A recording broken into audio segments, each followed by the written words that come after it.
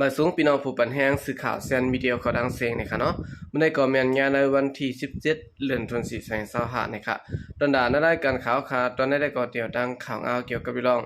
จอมินทุนลาดว่าจมยิบกองกลางเจ้าเคอปารังสึกขังแข็งซึ่งยังเผยเขียนอยู่ในดังพีดีเอฟเขาตึกโฮมกันเสตึกมันอยู่นะคะเดี๋ยวดังข่าวเงาในเซียวก็มาผักตอนปันพี่น้องเขากว่านะคะเดี๋ยวในวันที่2เดือนเอพฤษถึงในวันที่22เดือนเอพฤษ2025นั้นดาจะแถมกุนทบเพอิงสันในสิแลซึ่งมันปืนเผากึดตื้อไว้เสตาจมยิบกองกลางเจ้าคือประดังแข็งเขียนอยู่ในดัง PDF ตึกโคมกันตึกซึกมันอยู่ว่าไหน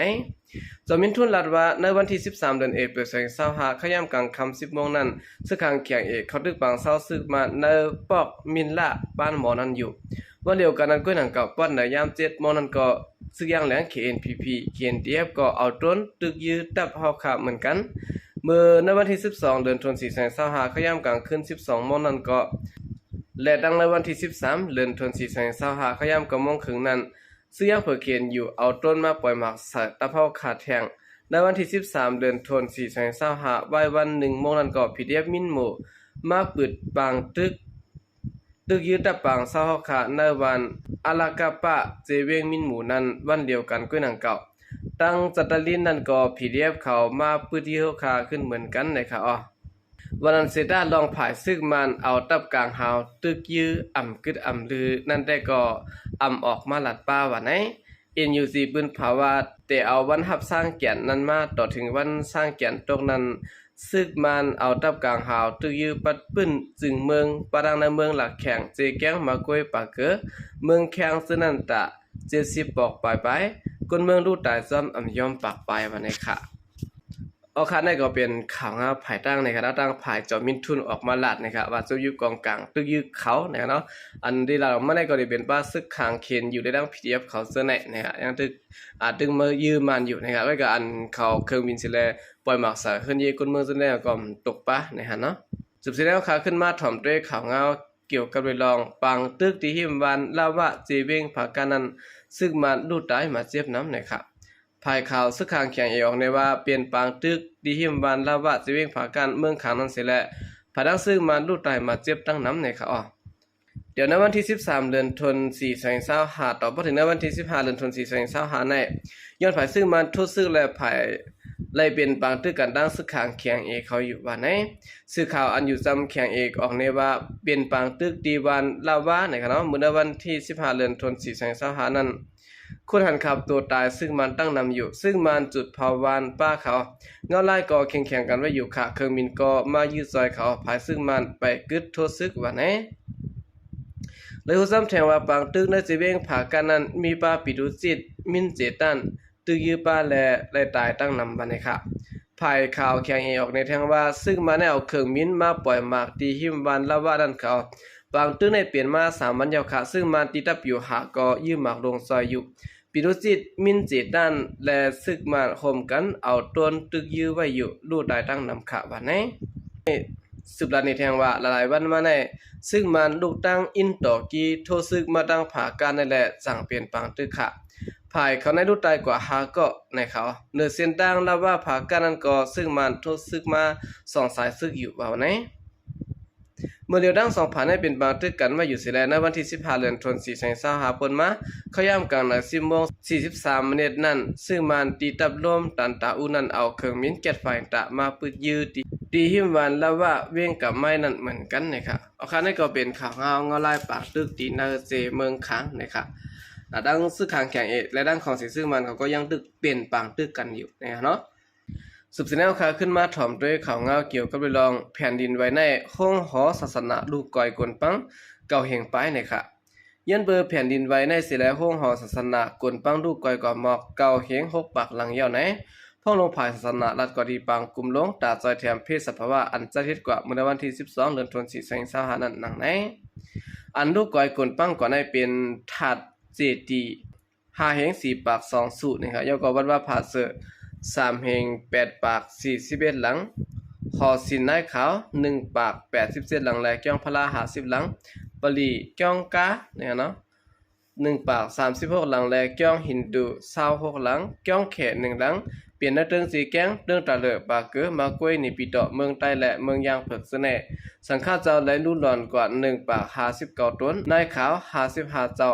ผู้เหตุการศาสนาคาลิยาน9 เกาะนะครับเนาะแล้วก็อิสลาม6 ปาก73 เกาะฮินดู16 เกาะและอันหาหลายไว้ได้ก็เป็นละหัน3 เจ้าและเจ้าอิสลาม63 เกาะนะครับอ๋อ